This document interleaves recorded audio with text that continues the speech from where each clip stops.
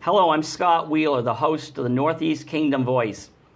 America's involvement in Vietnam ended about 40 years ago. But for the men and women who served in that war, the war still rages on. Our guests today are three men who served in combat in Vietnam. Thank you for coming on the show. Thank you. To my far left is Winston Carbonneau, Yes. of Derby, also known as Cabby.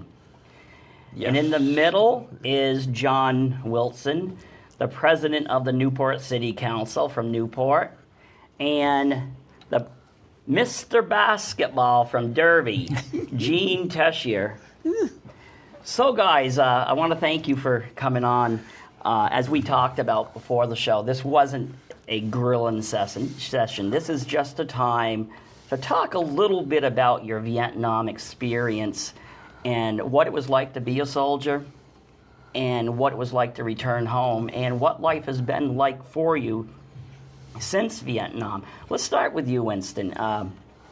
How did you happen to end up in Vietnam? Well, I took my training. We wanted to go back from Alaska and went to Fort Benning, Georgia, and it was forming the 11th Air Assault.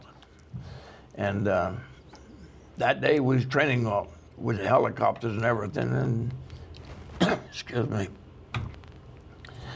Then President Johnson came and he said, well, he's going to send us all to Vietnam in 1965.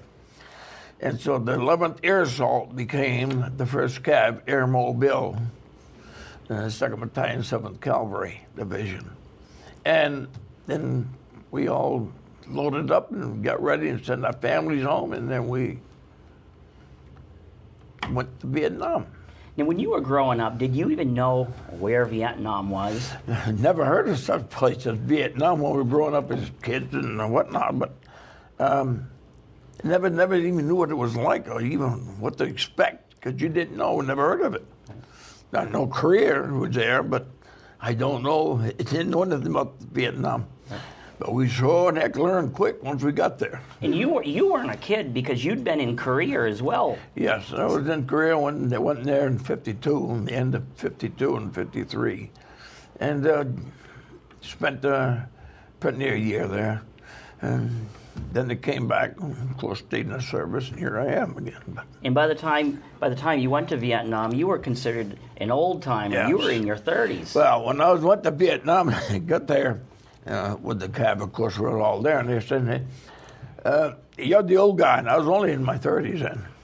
And the boy said, you're the old guy, and all these young kids in there was 18 years old. And I asked some of them, I said, what are you? I mean, how come you're here? He said, either go to jail or come to Vietnam. And the judge said, if you make it, you won't have to go to prison. Well, some made it, but not many. Now, do you think that was a good idea for the judges in that? Well, it was in a sense, but at least to get rid of the bad boys on the streets. That was real bad. But they had their choice. Do you want to go to Vietnam or you don't want to go? And a lot of them said, we'd rather be here. I bet you they found out behind that wall. I bet you they found out they weren't as bad as they thought they were. No, they wasn't then. Then, mister, and first thing I asked you, well, I'm scared. I said, you better be, because if you're not, I don't want you with me. And you don't. Somebody's scared, because you. Okay, John, you are a career military man, only in the last decade or so retiring, and now you are doing battle on the Newport City Council. How did you end up in Vietnam?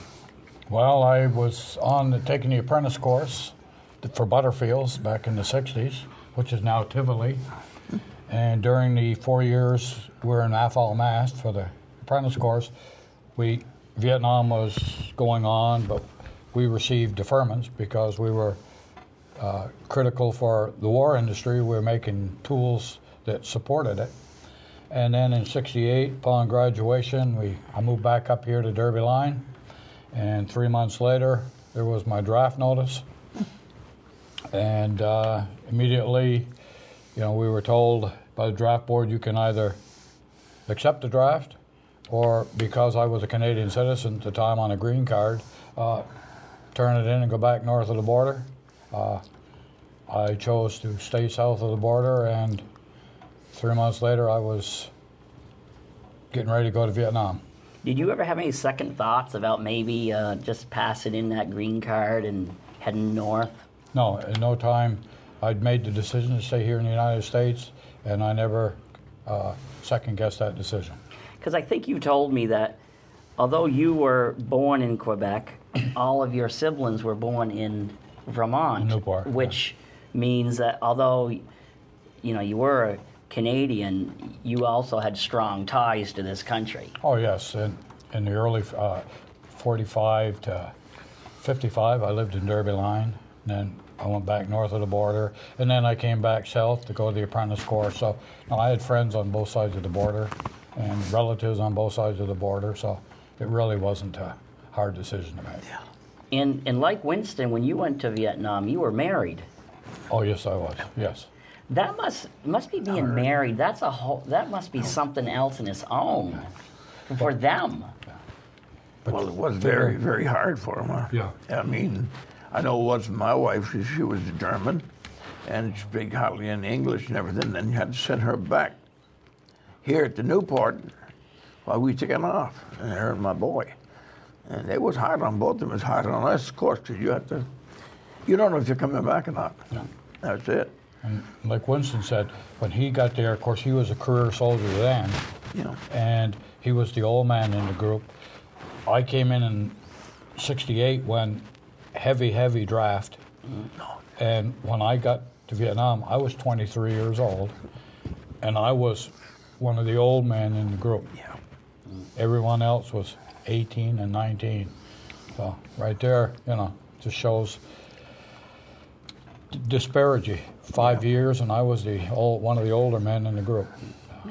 Now, Gene, you're the one that really surprised me, and I think you surprised a lot of people because, before the show, I was telling you guys that when you guys were over there and saying '68, my biggest thrill was trying to ride a bicycle with training wheels on it. So in other words, I was really young.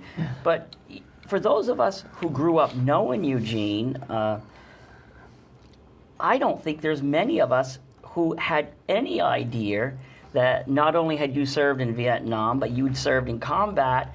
But then you were telling me the reason that is just because of the way you were treated when you returned home. And it wasn't until a few years ago that you decided to talk about it. Now, how did you end up in Vietnam? Just like most of everybody else, we were drafted. Yeah. I got drafted in May, and like John there, kind of decision to make. I mean, I got relatives in Canada. Could have gone across. My uncle told me, come up and live with us. You don't have to worry about it. But I just figured it was my duty to do it. And, Yes. so I went. We got there in October, and like everybody said, you sure got a wake-up call when you got there. Did anything, because you grew up in Evansville. Yep. Was there anything in Evansville to prepare you for what you were, or even training for what you were going to really see in Vietnam? No, I grew up on a farm. I mean, cows and, doing chores and, and partying and stuff. No, I guess Vietnam, baby, was a good thing for me in a way, because I don't know what I would have been today. Anything you hunted back then, you could shoot at them, but in Vietnam, they could shoot back at you. Exactly. And you hit the ground basically running, if I recall right. Yep. I wasn't much of a hunter growing up, because my dad wasn't. But to get a rifle and say to shoot somebody, that was a little different. You know, I mean, I was brought up, never point a gun or rifle, anything at anybody. Then all once they tell you, you got to point it and you got to shoot them. That was kind of different. You know, I'm sitting here, I'm looking at the three of you, and I'm thinking the one thing, well, you have a number of things in common. You're all veterans, you all served in Vietnam, but there's something else about the three of you, is you are all public servants in some way. Is I've known Winston for years. He was a long-term lawman, but a lot of people don't realize that there's probably many men and women in their 20s, 30s, and 40s who've sat on your lap as Santa Claus. There's quite a few. I may be dead. There's a number of them. There's all these young ladies that come and they're going to sit on your lap. They're going to say, well, you know, what would you like? And they tell you what they want for Christmas. Some of them will hug you and give you kids. They're happy to talk to Santa Claus. Some of them want some outrageous toys. I want to see what I can do about this. But, you know, it was really enjoyable doing this and talking to these children and kids that you have on there. I even had some call me at my home, the mothers, and had their kids talk to Santa Claus. So, If I recall right, you also did it on the scanner when you were a police officer. Yeah. When I was on there, I did on there. All of a sudden, I get on there and I go, ho, ho, ho, ho, ho. Merry Christmas. I hope you're all still sleeping. But stuff like this, you know, we really got with it on it. And John here, he served 28 years in the Army, but then you could have retired and just sat back. But instead, you've served on the city council almost since the time you arrived here. 10.5 years now. Right, and so community service there, but then Gene here, as I said, is the one thing most people think about when they hear Gene Tessier, they automatically think of border hoop. Yeah. Now, tell me, do you think your Vietnam experience, your military experience, had anything to do with, you know, this community service? Well, I'm sure it did, because you learned a lot when you're in the Nam, of course. And like I say, if you didn't shoot back, people call you a baby killer and everything else. Yeah. The thing is that 10, 11, 12-year-old kid, whoever he is, picked up that rifle, pointed at you. He's just as big a man as you or me. Mm-hmm. But the thing is, you come back, you're not the same person. You've changed in ways that you don't realize. And I know when I got back, the wife said, you changed. But nothing you could do. You changed, all of us here, I'm sure. But then after a while, I said, well, I got retired, and I said, I loafed about 3 months, I guess, and fishing and everything. And I said, well, you know, I find a job. Leon Benton was the police chief then. And I went down and asked him, I heard you're hiring. He said, yeah, can you defend yourself? I said, I guess I can. 2 years in Vietnam, I'm here. He said, come to work. And that's how I started. But a number of things, you know, you got to watch how you do things when you are, because they'll pull that Vietnam on you. Right. Now, what was a day-to-day life for you, Winston, in Vietnam? Day-to-day life. Because you were a platoon leader, right? I was a platoon sergeant, and day-to-day life is watching out for your men that was there to make sure that they knew exactly what to look for and how to look for it. Because these VCs and the enemy that you were going to fight against, they're coming to pop out of a hole right in front of you. And you got your punji sticks and everything else. Some of the men, they just didn't know anything, jokers hollering. I say, hey, you gotta tell them, you know, you just don't do this. Someone light up a cigarette. Don't do that, you know, you're gonna get shot at. I had a platoon leader over there, and his big mistake was every time he got shot at, he'd stand up, look around, and see who was shooting at him. I said, you're going to get killed right here between the eyes. Well, you know, when I got malaria and I left that place, he did get killed. They told me. But your whole life changes. And you come back, you try to do the best you can, serve your country, and get the job you're on, and do your job. Now, as a platoon sergeant, that must have brought some extra burden because not only are you trying to stay alive, but do you feel for your responsible for your men? The thing was, you got all these men following you, and you got to give the orders to go out across that rice paddy. And they're shooting. You got to go. And they'll say you no, and they ain't going to go. So you have to be the one to go first. So we started, my RTO gets it first, of course, and I said, follow me. And so then I started going across. Once you do that, the rest of your men's going to go.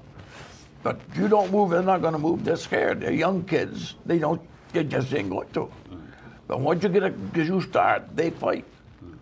And they just don't think nothing else but get across to that graveyard where we was headed in Bunksong. Right. Now, I know, John and Gene, you were both rather small in stature. I can't remember which one weighed the most. I think you said, did you get up to 140, John? Oh, yeah, when I came in the service, I was 114. Oh, 114. And then, but by the time I got to Vietnam, after eating well and basic training and infantry training, I'd muscle up to 135 pounds. So. And what did you get up to, Gene? In the service, about a 128. Yeah. So the two of you're going through the jungle, and all of a sudden you find a hole in the ground that your commander wants you to explore. Now, who would they typically ask for if they didn't have any designated tunnel rats? They wouldn't ask for the biggest person. They would ask for you folks. Yes, because we fit in the holes. That's right. Yes. But once they got in those holes, you didn't know what you're going to be coming up against. Yeah. That's the dangerous part about it. So what was that? What was Tunnel that like, rats. John? The first time, it was kind of scary because there's always safety in numbers. Mm-hmm. And, you know, I've got a guy on my left and I've got a guy on my right, and there's safety in numbers. But suddenly they give you maybe a flashlight and a pistol and go and check out this hole. Well, suddenly you're all alone. It's just you and whatever's in that hole. So it gets pretty scary in there. Oh, yeah. And I recall one of you saying, I'm not sure which one is, it was one thing to face the enemy, but another thing for those big old spiders that you saw in the air. Oh, Yeah. that may have been me. I Yeah. know when I was going in one day, I wasn't spiders. and I'd gone in a ways, and I brought the light up, and not only one solid cobweb, but I swear this spider was the biggest thing I've ever seen. Everything else in Vietnam was poisonous, You had a good flashlight there. and I immediately started backing back out. You know, I fight a man. There's no problem there. Yeah. But spiders and snakes are a little bit different. They're smaller targets. Light steppers. Yeah. And I came back out and said, no, throw a hand grenade in there, and then you go back in, and if he's still there, I'm not going back in. I'm sorry. Now, Gene, you talked about one time you found a hospital. How big was that hospital? Underground. It was big enough, like I say, to put this building, you know, this room or building inside of it. It was all equipped with all the stuff they needed and for Band-Aids and stuff. And we took and put up flares all night and kept the area lit real well. And they took everything out of there at night right underneath us. They were so clever. Now, one thing we haven't talked about is where were each one of you stationed? Let's start with Winston and explain where that region is. I was in, when I went over there, we ended up in Ung Kay. Right. And that's headed up towards the north end. There's the Ung Kay. And when we first set up, of course, the Army had the mules and everything we brought over with us. And we setting up, putting your barbed wire and everything out on Kay, and all of a sudden, nighttime came, and all these cans started moving. course, everybody just opens up, don't care who. In the morning, we found out we just killed the Army mule. Because he got loose. He was in there. Yeah. So, anyways, that's where the Ankh was. And we operated right from there. And that was our base, where we operated from. And then Westmoreland, he came over during the Thanksgiving, and he said, you have to have help out in Bong Song. Colonel Moore and them, they got ambushed more or less and walked into deep trouble. So we was one of the outfits that went in there and helped them out. Time we got there, but boy, they went through battle too. And so we operated all from that area. You were with the 1st Air Cav once and with the Americal Division? Yeah, I was at the first, the Americal Division. I went there. I was the first of the 6th Americal Division, and that was in Chulai, Vietnam. And that's where I had most of the other men that got to know me, and I get to know them. And of course, again, as you get there, the lieutenant's looking at you, and he's saying, is this a new guy now? Well, here's a young fella. As far as he was concerned, he told me later, his name was Lieutenant Smith. A very good man he was. But he said, he said, you came in there, and I didn't even know how to read a map. He said, I didn't know how to, but he was a lieutenant. Yeah. But he was honest as a 2nd Louis, and he listened to his men and asked questions. He didn't say, you're doing it my way, like some would. And then he'd ask you, and we all had different numbers that we go by. Like mine was Tiger 25. And he'd ask each one of us in there, what do you think? And we tell him what we thought. And of course, he was glad for it, because we all knew the area pretty well. And he said, just go to it, do it. It got so that second tour, I could smell them pretty good, those enemy. I told the lieutenant, I said, they're here. What do you mean? I said, I can smell them. And your senses work. Every one of your senses work, believe me. And we started, and we was in a day logger, more or less. Because didn't fight too much in the daytime. But when it started to get dark, at nighttime, we fought. And in the meantime, and all these Coke girls would come in, bring you Coca-Cola and whatnot. And whatnot. And whatnot is right, Coke girls. And Mama saw bring them up, and I tell Mama saw to listen. And them girls over there, hey, these Cokes got glass, and they get it. I said, I'm going to crocodile you. And Mama said, no, girl number 1, they don't bring Coke. I won't say no more on that part, but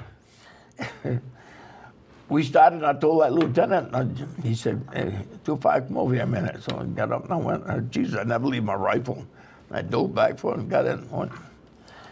He said, what's wrong with you? I said, that kid right there's a BC. He said, you've been here too long. I said, I'm telling you that kid's a BC. Look at him. He said, well, how do you know? I said, watch. Of course, you start walking towards him. What do you do?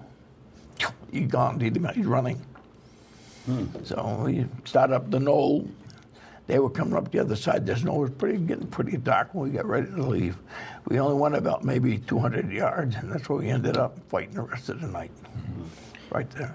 But something else, And John, you were stationed out of Chulai, too. Right. I was in the Americal Division, Yeah, America. which is basically in the Central Highlands, more closely towards the DMZ itself. Yeah. About 70 miles out of Da Nang was the 2nd largest city in there. Yeah. And Winston was talking about fighting at night, but you also told me on the moonless nights, there was nothing like the nights of Vietnam where you just couldn't see a thing. Some nights it was so dark. And like Winston said, during the daytime, it was okay. You're in day loggers. Yeah. And you'd resupply, relax, get what rest you can. And then we'd always move out to night loggers. And at that time, we'd set up for anything that might be coming. And some nights so black you couldn't even see your own hand in front of you. And that was the one night I was sitting on the side, we're overlooking this graveyard down below. Couldn't see a star in the sky, and it was my turn for guard, my 2 hours on, then you get 2 hours off maybe. And I could hear movement out there, and I swear it was close enough where I could hear breathing, and I'm sure he knew where I was. I wasn't quite sure where he was, and many times you may open up from the perimeter, but you also had to be smart. If I fired my rifle, he knew exactly where I was because he'd see the muzzle flash, and then he could pin right in on my target. So that was one of these, and I call it the passing of the night, where I think both of us, neither of us opened up first, and he went his way and I went mine. But to this day, I always wonder how close he really was to my position. But you're almost, your heart's pounding so hard, you know, you're thinking, geez, I got to calm this heart down because he might be able to hear my heart pounding. But that was one of those where passing in the night. Now, you were telling me that the enemy were so adept at what they did, you could string claymores out around the perimeter, and they would turn them around on you. Well, first explain what a claymore does. Well, a claymore is an anti-personnel mine, and you got about 100 feet of wire, and the killing range angles out about 75, 80 meters out from that, and it's all packed with C4 and BBs inside. They watched us at all times. We were always being watched. No matter what we did, they knew what we were doing.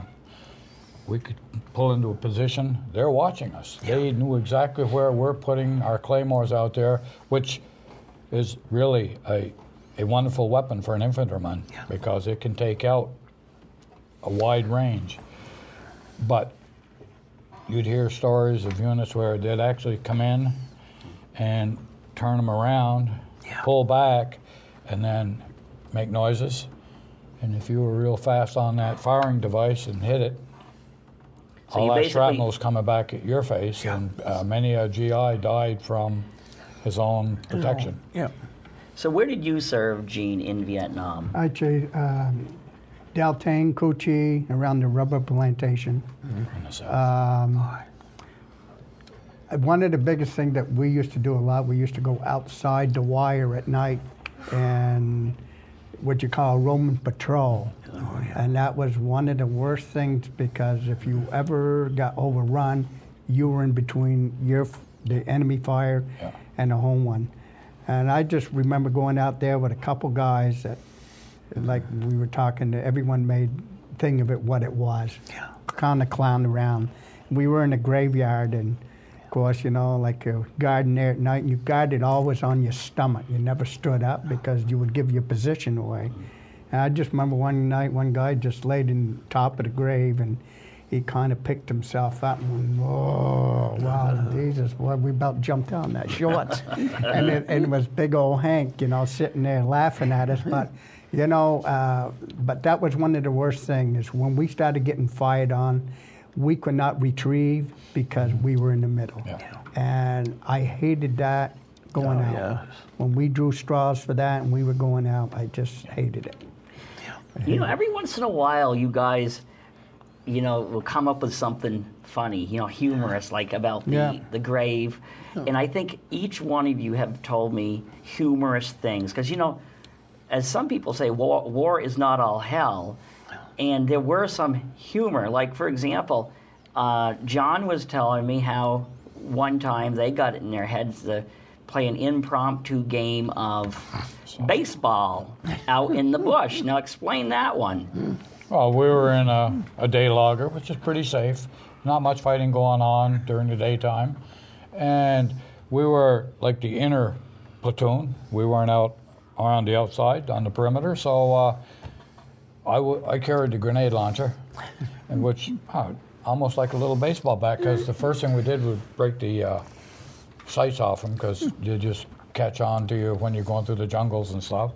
And we said, let's play a little softball out here. And so we put out the bases, and we knew that the others are out on the perimeter guarding. And we reach in the old ruck, pull out a few pair of socks, roll it up for a ball. We were actually having a pretty good time out there having a softball game. And sure enough, I guess Charlie didn't like it, so he lobbed in a couple mortar rounds and some small arms fire. So, man, everybody's heading for the bunker, to get ready to shoot back. Holy cow. My weapon is the one that was the bat. Where did he drop that? So I'm low crawling around looking for my weapon, trying to get my ammo because that was in a different area and get back up on the perimeter line in a hurry.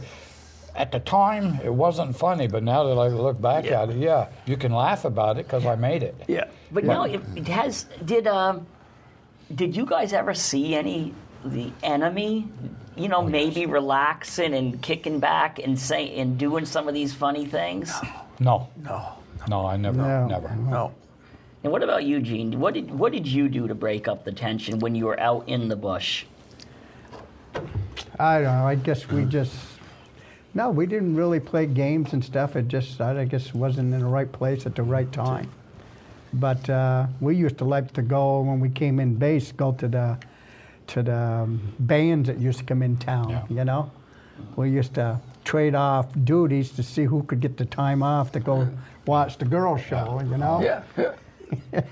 And that was that pastime. Of course, I wasn't married at the time, Right. so that gave me the right to do it. Yeah, and so most people who served in Vietnam never saw action. They were behind the scenes. For you, the three of you who were out in the bush, you were the ground pounders.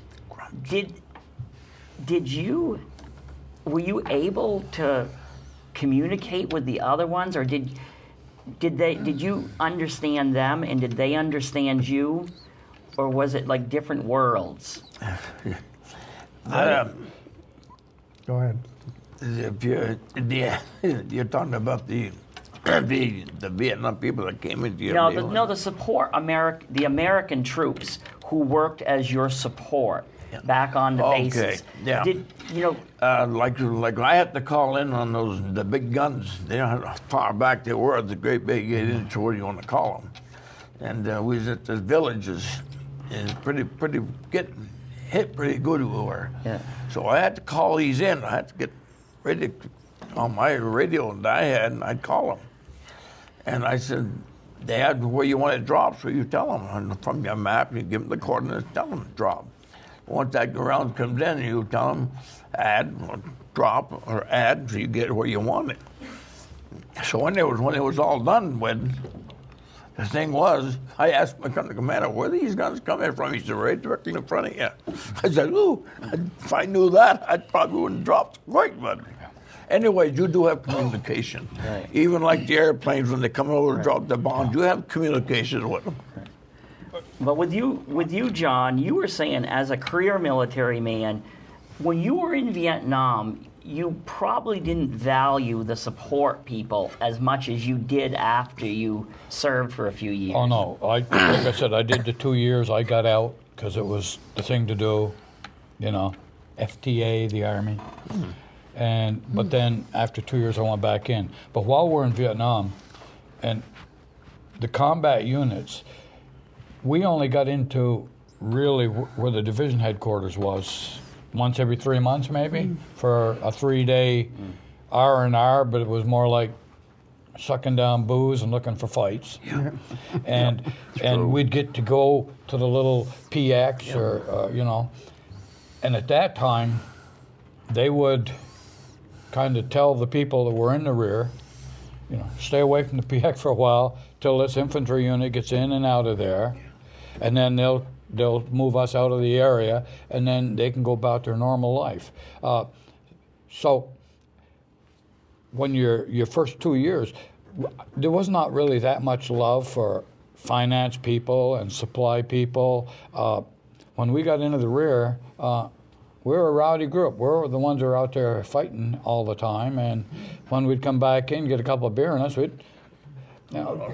one time we came back in, and I remember we had all our weapons and everything, but they were trucking us back into Chu Lai from a place a little bit further out, and we went through this MP checkpoint. Well, that's all well and good, but geez, I've got CS gas here and smoke, so we'll lob a few out of here at the MPs, you know, thinking it's funny because these guys are in the rear. They're not seeing the fight every day. So there wasn't that. I don't think we really appreciated what they did for us because I think, from my point of view, when I'd come back into the rear, I'd think, well, you know, you're strutting around here relatively safe. You know, you're sleeping, and some of you don't even know where your weapons are. And yet, with us, we're out there laying on the ground at night in the rain, the environment, with that weapon right on top of your chest, because that was your love of life. That it was save your life. So I think sometimes there was a little bit of animosity. And I think the Army recognized this. And like I said, when we would come in as a combat unit, they'd try to, okay, you know, stay out of this area. MPs, well, the MPs were always trying to keep us in control. Finance clerks, just let the infantry come in, and they'll be out of here in 2 days, and then you'll have your little PX again. So there was a lot of that. Then when I went back in, of course, and then as in a 28-year career, well, eventually you'll come out of a combat unit, and suddenly you're in charge of a support platoon that might be supplying ammo, might be supplying fuel for vehicles, food. You start realizing that, you know, there's a lot more in the Army than just the fighters. Right. But then again, I can tell you honestly, in a 28-year career, for some reason, finance clerks were never my friend because I would sit out there, even as in my career, I'd be an E7 and I'm out there in the pouring rain and we're out all night practicing maneuvers, and I'd think to myself, hold it, I know that E7 up there that they messed up my pay, and now it's going to be 2 months before they fix it. And this guy is going home at 4 o'clock in the evening because his day is done, and I'm sitting out and we're drawing the same amount of pay. So for some reason, I never could take a liking to the finance people. I'm sorry. Okay, Gene, what kind of relationship did you have with? Well, I went from tunnel rat, from driving Jeep for a major, so I kind of saw both sides. I saw from the ground pounding and then to the headquarters, and I got to work with one of the clerk typists. That what his job was, all the wounded that came in, he had to go and make sure they had the ID and to make sure nobody got lost. And that was one of the worst things I think I ever saw when I was in Nam. Seeing young men come in all in shambles and legs missing and just asking to be helped, help me. And I had to drive them there all the time, and I did not like that. That was one of my worst jobs I think I had. And I took my hat off to this young fella that did it, and he's the only one I haven't gotten contact with since I've been home. But a lot of these guys, they pull bunker guard at night, which I never really realized that at the time, because it seemed so every time we came in, we were playing bunker guard. And any type of fire, we would fire back, and they said, you can't fire there, it's friendlies. Well, they're firing at us. Why can't we fire back? So you get to learn, I got to learn both sides of the story, but you can't really, I realized that you couldn't run either one without both, you know, and especially the convoys. I used to hate going on the convoy. We used to go to Kochi a lot. Saigon. And I didn't like that because I think I'd rather been on the bush walking than I would be driving the Jeep because you were a big target. And you actually were decorated while you were driving a Jeep. You saved a officer. Well, that's what he said. I saved them. I mean, I think I saved my butt just as much as I did his, but, you know, he just said that, you know, I got him to where he was going by protecting them. And it just like the boy said here, you do what you got to do and you don't think about it till it's done, and then they decorate you and say, I just did my job. I protected my butt. Right. So, you know, and I mean, there's so many others out there that did way more than I ever did, and they never ever got, you know, looked at. Right. So let's go on to another topic. It's when you were over there fighting the war, there was also a war being fought here. It was the protesters. Whether you supported the war or whether you didn't, how did it feel to read the news or watch the news or listen to it to know what was going on here back in your country? Well, for us in our platoon, every time one of the new men come in, they tell you, you're hated back here in the States. Or what are you talking about? We're hated back there. All these demonstrators and protesters out there, they're demonstrating and against the Vietnam War and everything else. Well, why are they doing this? They don't like you. That's it, period. So, I get so doggone upset, not just me, my whole platoon. When you hear this, you'll forget. I didn't ask to go there. The United States said, you're going, and you go. And there's no way out. And there I am, fighting, trying to stay alive, along with the rest of my men. And they're back here, putting out some more. That's not very good morale, I'll tell you that. Now, would it have bothered you so much, though, if they weren't attacking the veterans, if they were attacking the concept of the war versus attacking the returning troops? They wasn't doing either one of those, as far as I was concerned, Right. and so wasn't the rest of the men. Right. They demonstrated in the battles you've been going through. Right. That's it. You just didn't have no respect for them, Right. and they didn't have no respect for you when you came back either. Can I read a letter that you wrote? Yes, it did. That you wrote to the Express. Newport Daily Express? Yeah. All right. And it is signed by Specialist Winston Carbonneau, U.S. Army 1st Cavalry Division, Air Mobile, Vietnam. All of us over here are shocked at the activities of the marchers and draft card burners. These loudmouth demonstrators should be shipped to Vietnam to get a taste of this fighting instead of fighting with their mouths. Here we are doing our part for our country, fighting these Viet Cong, and them demonstrating.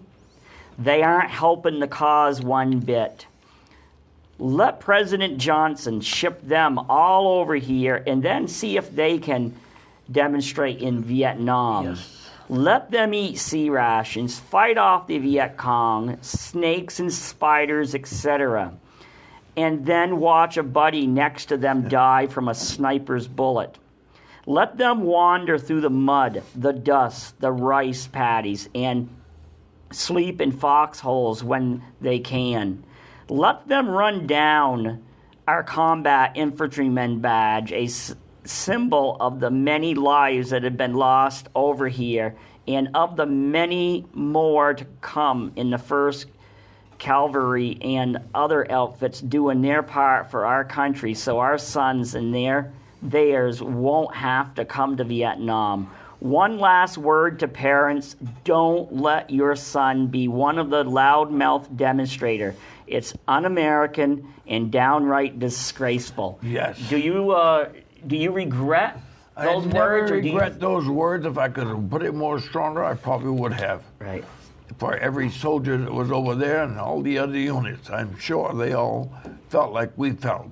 That was well put. Yeah, Thank you. good letter. Well Good put. letter. And that was so discouraged and so down. And you went out, and now you're more upset, than what you were when you first went, and you didn't give a damn for anybody after that. You went out and you did your job. Because this really wasn't so much about you. You could fight the war and maybe not necessarily agree with the mission.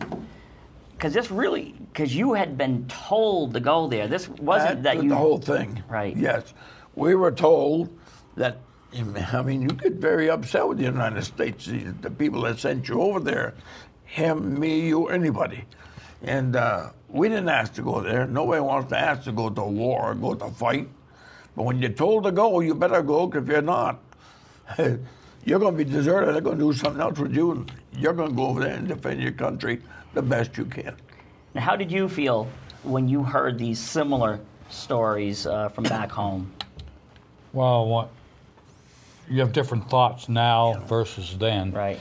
Back then, kind of like Winston was saying, I'd like a few of those over in our area. And I think they would have changed their attitudes real fast.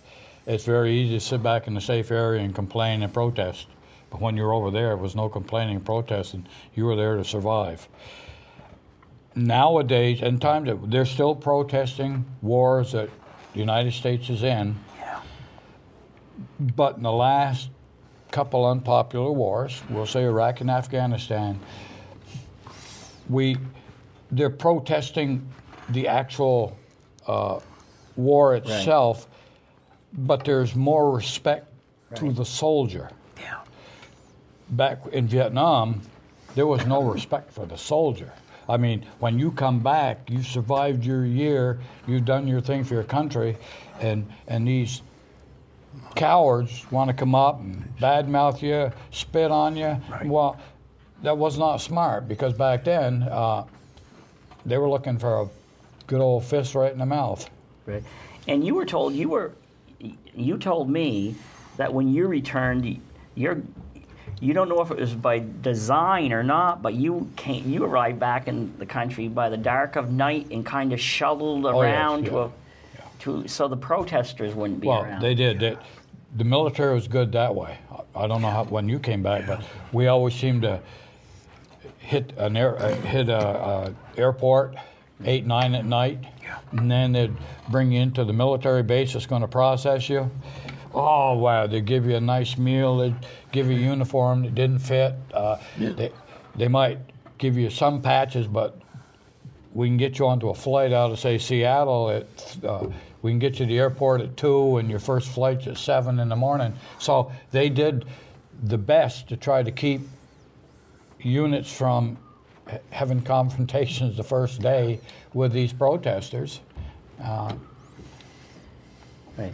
That's true.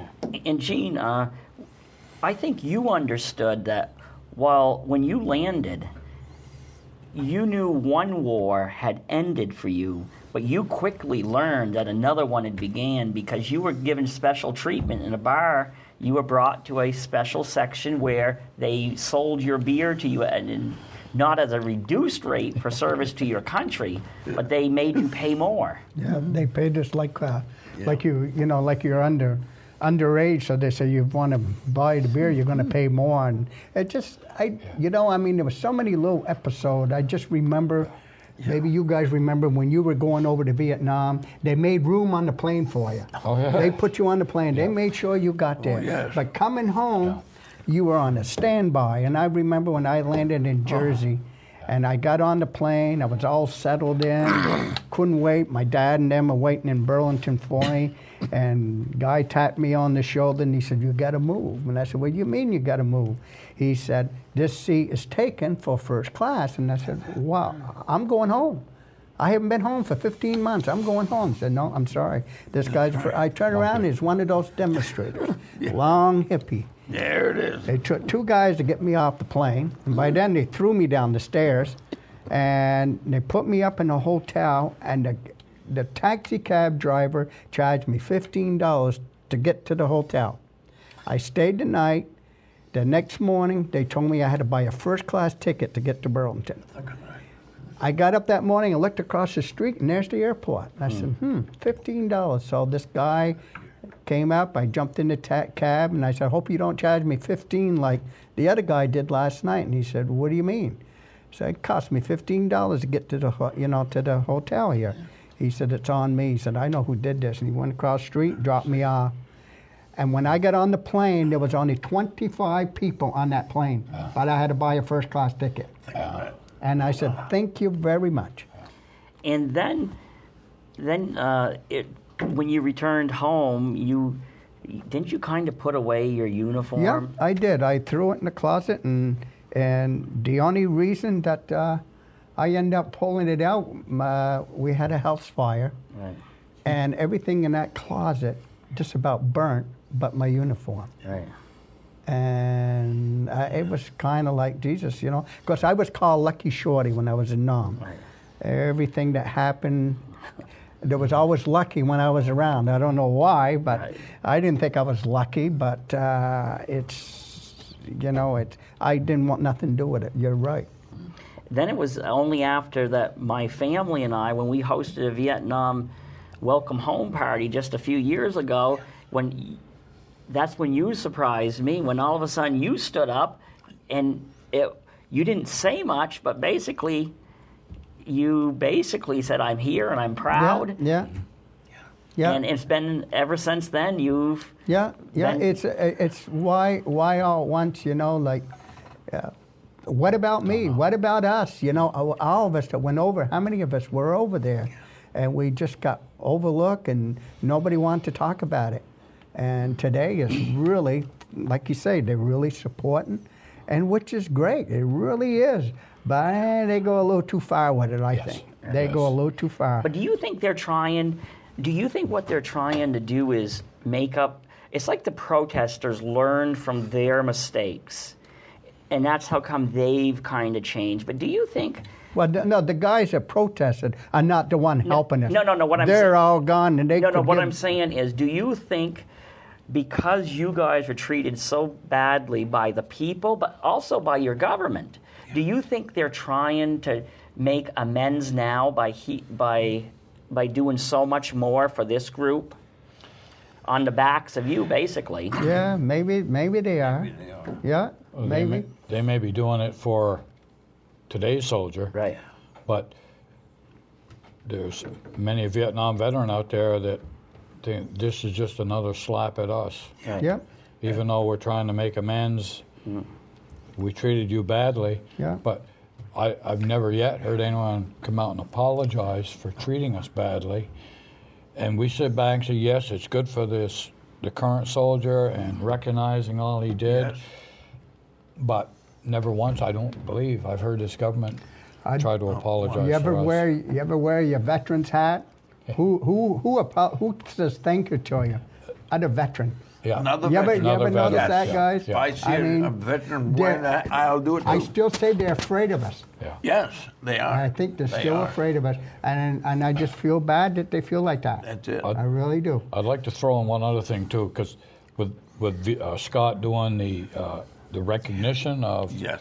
different wars, and I'll speak for the Vietnam group, and then he ran a 9-month expose of my Vietnam experiences and just a tad of my 28 years in the military. And for something like 40 years, I didn't talk about it. But for some reason, I guess my mouth is engaged now, and I'm not ashamed to talk about it. And I'm finding as more and more people that, as I get to know them in this area, I'm surprised that while I read that article, and boy, that brings me back to when I was driving a truck in Vietnam. I said, well, I didn't even know you'd gone. Some of them are Air Force now, and I think what we're doing, more and more Vietnam veterans are actually saying, hey, Coming out of the maybe I closet. should not be quiet anymore. No more. I'm proud of what I did. And I think Scott's got a lot to do with that. Oh yeah, Because he he's opened getting the us door. out He here to opened talk. the door for Yeah. us and Yeah. said, He "Here you sure are." did. guys. He opened the door for Yeah, all of walk us. on in. And got us where we could talk about it. And believe me, talking about it helps you out, helps us out. It's in here, and you're holding it back, but somebody asks you and bringing everything out, it helps you to live a little bit better than you still got this all crammed inside you. You did one heck of a job by doing this, Scott. I really appreciate it. And Winston, you've been pretty open with some of your issues you faced when you came home. Because I know that you did have flashbacks. I and had everything. a number of flashbacks when I came back because I wasn't talking about it. I kept quiet like the rest of us here. We just wouldn't say nothing. And even that night, you get in the bedroom there and you're sleeping, but you're not sleeping. You're fighting. And my wife jumped out of bed. My first wife, she jumped out of bed because I had her by the neck. And these are some of these flashbacks that you don't see these here. You don't see them, no. You know, but it happened like that once, and I told her from now on, you see me like this. I said, tossing and turning, I said, get away.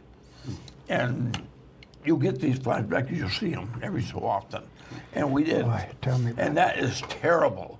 I mean, you don't know the experience unless you went through it like we have been through it. Then you come back here, and you're on the street, and they say, "Oh, you're one of the Vietnam veterans, huh?" I said, "Yes, I am. So what?"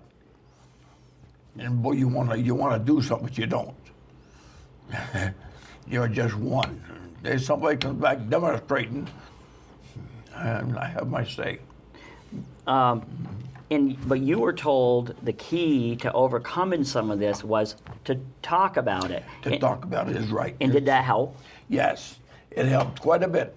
And I don't talk about it unless somebody asks me a certain question about it. Not one of us will just volunteer to who are you going to talk about it to on the street? And they're going to say, "Hey, somebody on that street they don't even know." And you ain't going to say nothing. Just going to ignore them. And the veterans, we talk about it. We see each other, we'll unload each other, and it helps us too. But you just don't know the post-traumatic stress when you get out of this and it sticks with you. Right. And what about the two of you? Did you come back pretty much intact, or did you suffer some of the same side effects? What about you, Gene? When I came back, my sister used to watch the Roadrunner. Mm-hmm. You know how the coyote falls off the cliff and it goes.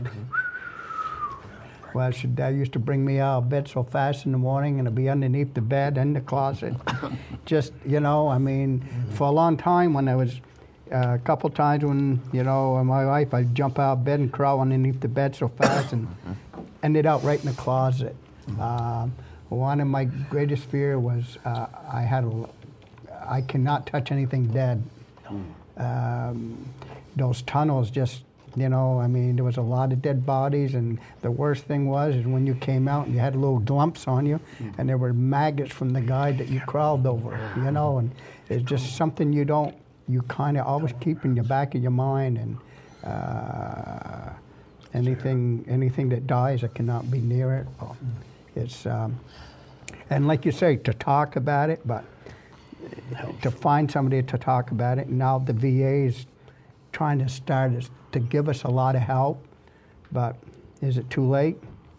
Maybe not. Well, you were telling me back when you returned, the VA really wasn't too much help to you, and you finally have gotten a hearing aid after having 20 something years of begging for a hearing aid. 43 years. Oh, 43. 43 years. Now I got some hearing aid. I can hear people now, Right. but I got a clicker. I can shut them off if I want to. Yeah. Now, what about you, John? Because you were once telling me, because you were in so long after Vietnam, that maybe your experience was a little bit different. Yes, I did not ever go through the experiences that Gene went through, trying to get stuff from the VA. Because 2 years after I got out, I went back in with a little bit different mindset. Okay, I'm going to make a career of this. So even if the military does some stuff that I thought was stupid, there's been a lot of change. It's just a slow evolution for the change. So when I went back in, I had medical care just like that, but never went for any of it. Right. Because if I'm going to make a career of it, I can't have anything wrong with me. Or I may not see 20 years. Yeah. I'll end up with a medical discharge. And let me throw this out. It was a year and a half ago, I went down because flashbacks, yes, even during my 28 years, there would be some nights, no matter where I was, because I'm an infantryman my whole career, preparing for the next fight. Some nights I'd wake up or my wife would wake up, "What are you doing?" And I'm going from window to window looking out, and they're out there. Yeah. And she said, "There's nobody out there. Get back in bed." But at that time, they were coming to get me. So as I was saying, I had medical care that these people had to fight for. And yet there was stuff like PTSD. Later on, near the end of my career, we're talking the mental hygiene side, and while I was in for the 28 years, if anyone had back then turned themselves in to the psychiatrist or mental health saying, I have issues, his career would have been over. Right. And so even though I may had flashbacks, never ever would I ever go tell anyone about it, because I was going to get to my 20 years. Yeah. Last year, I went to the VA hospital because I see people, I say, handing out everybody in the world now that we're getting ready to deploy. They've already given them PTSD before they even leave the country. Mm-hmm. Yep. I went down to the VA a year ago and I said, look, I still have flashbacks. And the first response was, well, that was 43 years. How come you never sought medical help? I said, because medical health would have put me out of the service if I'd have come and looked for help. And so I just balled it all up inside of me. And as an infantryman, that's the thing to do. I didn't need help because I'm a fighter and I'm training people to fight. So it was a sign of weakness. So we never did that. But then as you see all these units now, I mean, serious. The VA has already got them lined up before they come back saying, boy, 90% of them are going to have PTSD. And yet, the statistics show that 11% of the military actually gets involved in combat. Right. The others are in support. Not saying that sport's not important, but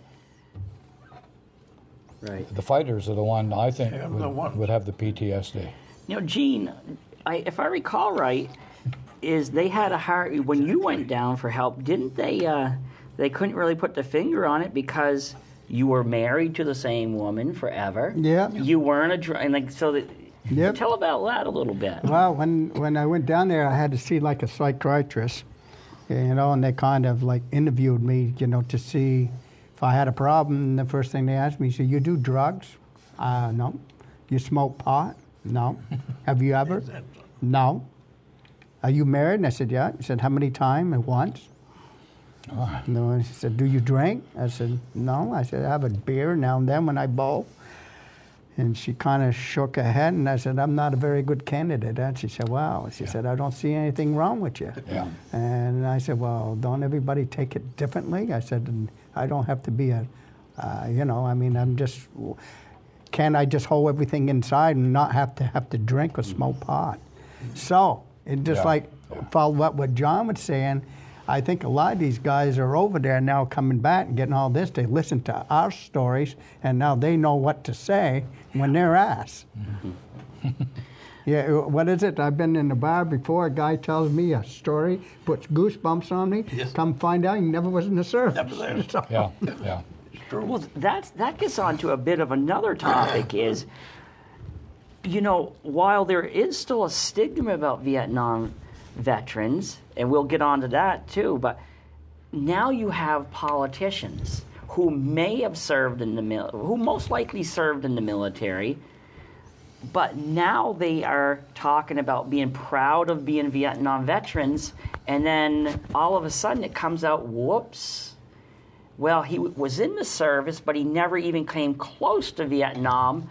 Now, how do you feel when somebody claims to be a veteran who served in Vietnam, but Never was. who was never there? What goes through your minds? Makes me sick because they're getting recognition for something they never did, and the rest of us that did, we don't get recognition. What about you, Winston? The same ways on that. I think it's very, very disgraceful when they do that. And something should have been done with that guy beside that impersonating that he was in Vietnam or fought in combat and everything. Come back with all these decorations and medals on his chest. Something should have been done real bad, worse than what they're talking about. Not right. All of us, we're seeing this, and all of a sudden this guy comes out of the bush, and there he is, and God. Usually I wonder why. You know? What about you, John? Well, that's going on right now. It It's is. called the Yeah. Right. Stolen Valor Act. Right. And it's going to go before the Supreme Court, where people have said, I'm a Medal of Honor winner. And now in the courts, we're discussing whether that's his right, freedom of speech. No, it's wrong. The guy is a phony, lying fraud, and he ought to be punished because he's taken away from the people that actually did experience this stuff and possibly earn their medals. Or, you know, I went here, I went to, no. It's not a freedom of speech. It's just another attempt, to me, you know, it's cutting into the military. Come back, and guy's never been in anywhere in the military, and he's wearing a Medal of Honor. Freedom of speech? No, that's, why are we even discussing this in our courts? You know, the other group, and you just recently saw something on WCAX that shows that the media still has contempt for veterans, particularly those who served in a combat situation. Vietnam veterans have had it really tough with the media, but on the other hand, there was a person who committed suicide at the Occupy Vermont site down in Burlington, and right in the headlines of the WCAX, it was Army veteran commits suicide. Well, wait a minute. That was the last time you heard anything about him being an Army veteran. Now, I read his obituary, and it mentioned nothing to do with him being in the Army. No. But whether he was or wasn't, if he was in the Army, what did that have to do with him committing suicide at the Occupy Wall Street movement? So while the media has been tough on you folks, I think I'm starting to see indicators that they are going to be doing some of their games with this generation. Now, tell me a little bit about this. Like what I call it. They create a false sense of reality. The media's reality of the Vietnam veterans. I hate to say it, you guys don't fit it. You guys are very functioning human beings. You're community servants. The realities of the Vietnam veterans that I found out was that most of you are you're very much employed. Your alcohol and drug use is no more or no less than anybody else of your generation. And for the most part, you have higher paying jobs. But the media would have you believe that you're all misfits. Now, do you ever find that with the media that they're always trying to, 40 years later, they're still trying to tell you who you are? That's so they can sell more papers. Yeah. They'll add and they'll put more stuff into it, and they'll say something that we're all looking at each other and look, like you're saying, the Army, you're one of them veterans. Hey, there's just sell papers. The more juicier to make it, the more papers they're going to sell. Right. But to all the vets that's reading that, they got something different. Yeah. And it's very upsetting. So you take, John, you were talking about the finance guys back in Vietnam. While they did have an important job, 40 years later, if one of those finance guys had a bad day and killed somebody, and the media found out that person was a Vietnam vet, all of a sudden they would say that he was suffering from post-traumatic stress. But they wouldn't take into account that, wait a minute here, that's not very likely. It's probably true. Just like if Gene went out here this afternoon and robbed a bank, it wouldn't be Mr. Border Hoops goes crazy and robs a bank. Vietnam veteran. Yeah. That's a big headline. Goes berserk. Flashback, yeah. Oh, yeah. Yes. So, I mean, that's still going on today. So. But I think one of you actually were bluntly honest that there are Vietnam veterans who have jumped too quickly if they get themselves in trouble. There are some of them who've said, oh, I'm suffering from flashbacks. Yeah. No, yeah, there was one quite a few years ago in Allen Pond. I remember the guy shot up the streets in Allen Pond. They said it was a flashback. Yeah. And I remember reading it in the paper, and I said, what is this? And then, again, it gave us one more thing, not to even bother coming out of the closet, because they're going to think we're crazy. Yeah. I mean, we're crazy in some ways, but not in those ways. Right. I think, huh? Right. You're right.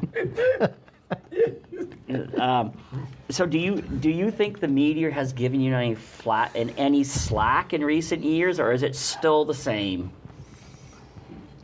I think it's still about the same. Yeah, I think it is I too. really do. And to give him no slack. And if something goes wrong, he's a Vietnam vet, or he's having one of his flashbacks, or he's just not himself. It's just not him.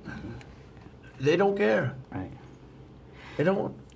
When I went to my reunion there last year, I got to meet with about 10, 15 of the guys, and we were talking about that, how we got to watch what we say in public because they all say, and then, I mean, I'm talking guys from Texas, Michigan, Arizona, New York. They're all saying the same thing as we are here. You watch what you say because they still relate it that we were crazy. Yes. I think with the media, and I used to work for the media, just a small town, but I think the media attracts a certain group of people that I think there's a lot of good media people. I do, but sometimes they have a hard time putting aside their personal opinions. And, you know, if they're against the war, they're against the war. But on the other hand, they don't have to put all these stereotypes on you folks either. But now, each one of you brought in something that to the interview today. Gene, tell the listener, the viewers, a little bit about what your daughter did here for you. Well, she took all my pictures and put it all in here. That what I all my pictures I had in Nam, and she put it in as a I don't know what you want to call it, but she put it on CD, and then she gave me this, the people I was with in Nam and stuff, and what I did, and I don't know, it's just something that I really treasure. Of course, that's when I was driving for the Jeep for Major Cox, and I mean, I was about maybe 115 pounds and 19 years old, and not scared of nothing at the time, but today. And your kids didn't grow up hearing your stories. No, they heard pieces and parts, but it was something that, we didn't really talk about. Talked about it with my wife and stuff, but, it was just one of these things. Like you say, I used to talk more about it when I got in with a group of guys that were there, but like somebody said here earlier, a lot of us, we didn't know some of these guys were in Nam till you see their plates today. You see a V on it. Yeah. Oh, he's a veteran. I didn't know that. Yeah. And because nobody really advertised it. Right. Because we didn't want to pinpoint who we were. Right. And John, what did you bring today? You have yourself... I have all kinds of photos, but Scott's got just about every one of them and he's put them in his Northland journals. What can I bring? I've only brought this out once. This was a wonderful rice hook. Yes. I've carried this with me now for 40 years. It's usually around the bed. This was taken off. He didn't voluntarily give it up. No. But this was taken off a North Vietnamese soldier that he didn't want to give it to me, so after I shot him, I kept this rice hook. A little rusted, but still razor sharp.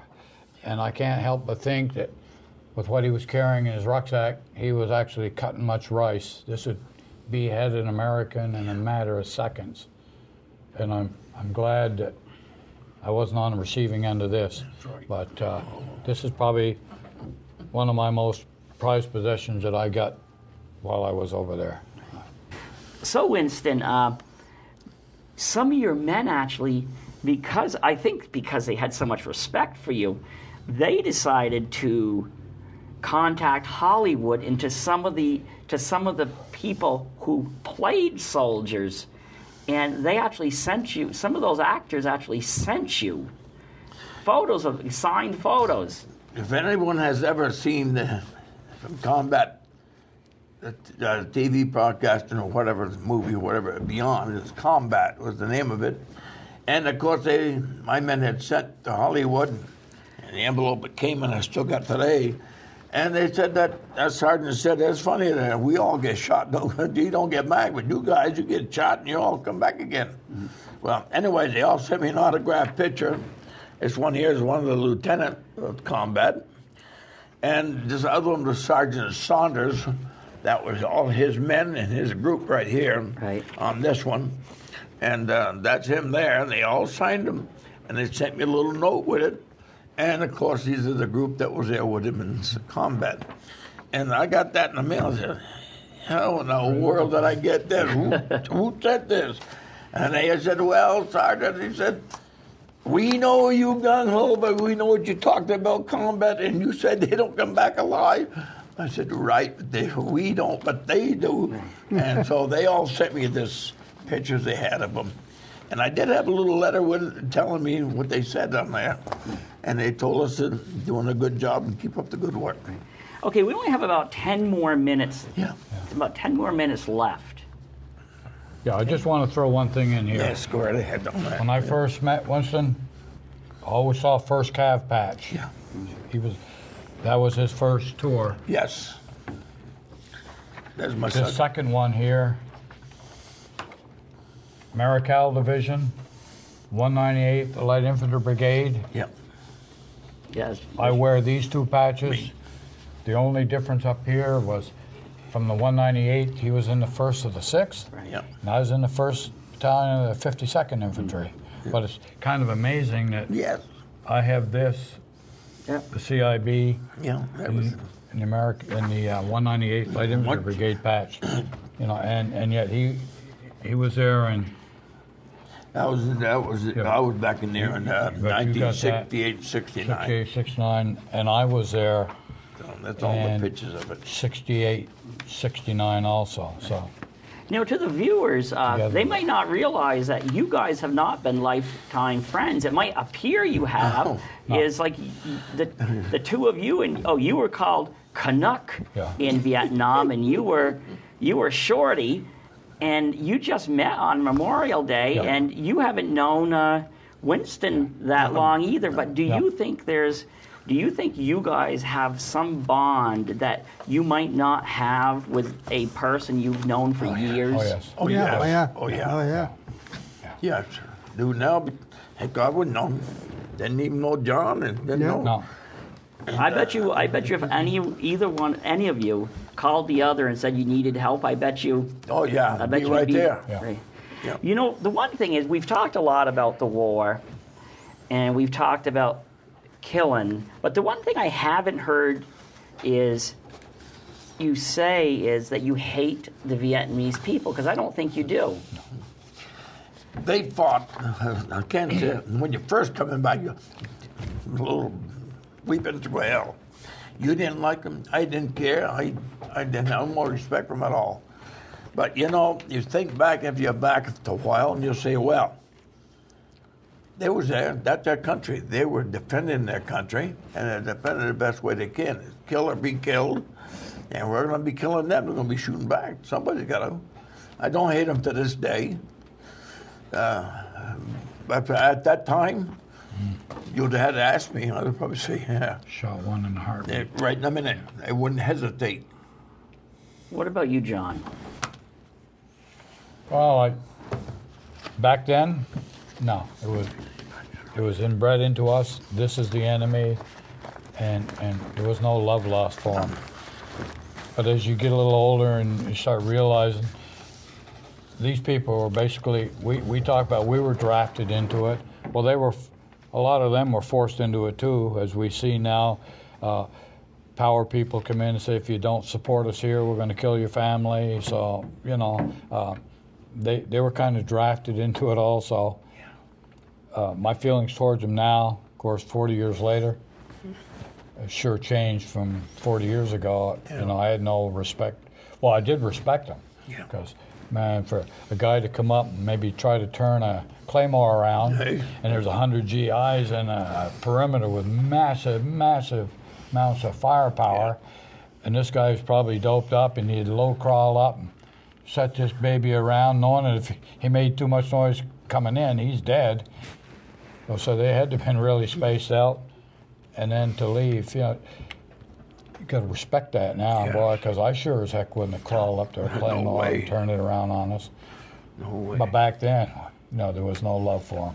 What about you, Gene? No, there wasn't. Like you said, anytime they would come up to you and say, "Chuoy, Chuoy," and they come running toward you, you shot them. Because 9 out of 10 times, they were all loaded with demo, and they were going to blow you up. Yeah.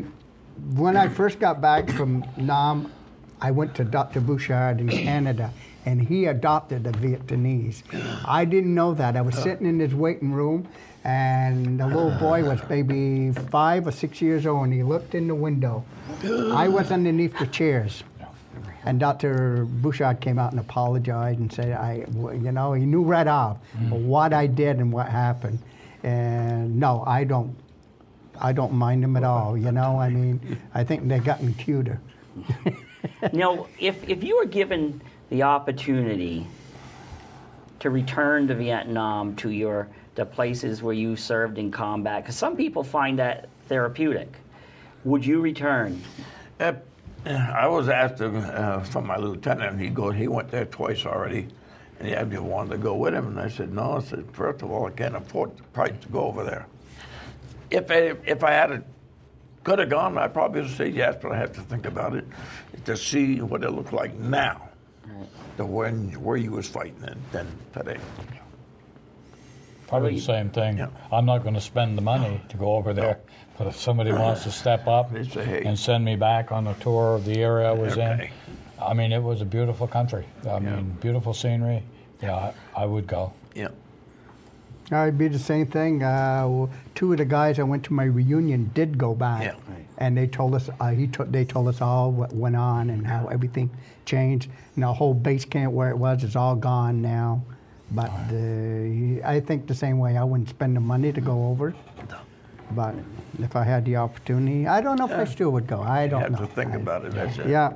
You talk about reunions too. I know at least 2 of you go to reunions, but you didn't go for like 40 Yep, years. yep, But yep. when you walked in that room, those 40 years disappeared, didn't it? Oh my gosh. I What a mean, feeling. I get goosebumps just thinking in when I walked in and they say, "Damn, that is you, Shorty," and it just unbelievable. I wish I'd done it way before.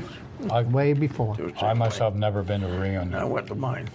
My wife is pushing me to go. Yeah. One of these days I might. I keep in contact with 3 Yeah. or 4 of them that were in the same platoon with me. Yeah. You know, John, you said one thing that I'll always remember is you retired at the highest rank you could as an enlisted man, as a sergeant major. But I remember you saying there's one other title that outranked sergeant major, and it was Mama. Mama. You said when you got home at the end of the day The general. that you may have been sergeant major, but Mama, your wife, outranked you. She still does. And it was even worse when I had my 3 years as a drill sergeant. And you're in there training these young people to become soldiers. When I walked into the house, my daughter and my wife were not trainees. And I think I may have pushed it once, not thinking, and it's amazing how fast I realized that, boy, there is a bigger power than, yeah. Say All right. yes, ma'am, no, ma'am. What do you want me to do next? Have you been back, Winston, to... Yes, I went back to my reunion. I had a bunch of pictures here. Of course, I'm going to leave it here, the whole Yep. write-up and everything. And we had in Washington, and I met what was left of some of our platoon. It took them 30 years to find every one of us. Swede was the name. And he dug in, and finally he found I got the phone call one day, and it says, "Are you Sergeant Joe, Tiger 2-5?" I said, "Geez, boy, it's weird, way back." I said, "Yes." I said, "Well, you got Swede as a what?" Then that's his Swede was his name, Andreessen. And I'm going to tell you something. He was one heck of a good man, and we got there. We enjoyed God. everybody, and like you say, you get the goosebumps, and everybody comes to hug you. Yeah. And one guy came over and he said, "You don't remember me, but you saved me one time." I said, "What do you mean?" He said, "Well, it was in Bung Song." He said, "And we just got shot up pretty bad, and I was lost my outfit somewhere, and you said, 'Stick with us, we'll get you through.'" And it gives you goosebumps because you didn't realize it because you don't remember this fellow, but they remember you. Yeah, some of the stuff you thought you dreamt up Yes. was real, It was real. but you forgot about it. That's and right. Everybody brought it They out. brought it right back out to you again. Oh my gosh, And yeah. oh, what a feeling. Yeah. Tears, oh. Yeah. Well, As therapeutic as this really is for us, because we keep talking about it, Yeah. and I have since I've retired. Well, like last Memorial Day when I gave a little story about what Memorial Day meant to me when this guy died in my arms in Vietnam, let out his last breath. And my two sisters looked at my wife and said, "Well, we never knew about that." And my wife said, "Neither did I." So little by little, more and more comes out. But I'm sure that Yes. Oh, even yeah. though we talk about it, there's still stuff that we holding internally. well, I want to tell you a little story about what happened to me as we wrap up here. Is I was delivering down at Courier's Market in Glover, and Jim Courier said to me, "I got a phone call, and you wouldn't believe how much it meant. It was his brother was killed in Vietnam." Yep. And he said about like 5 years ago, he got a phone call from one of his from one of his brother's buddies, and all he basically said is, "I just want you to know that he is not forgotten." Yeah. And Jim just could not believe that that person did that, and that just Yeah. made his day. Yes. And Jim now has a gold star on his plate to signify that he lost a loved one in Vietnam. And I want to thank you guys for coming on, because you know what, we could sit here forever and we could go on. And so thank you. Thank you Thank for you having very me. much for having us. Yeah. And thank you to the viewers for taking the time to listen to these three American heroes. Thank you.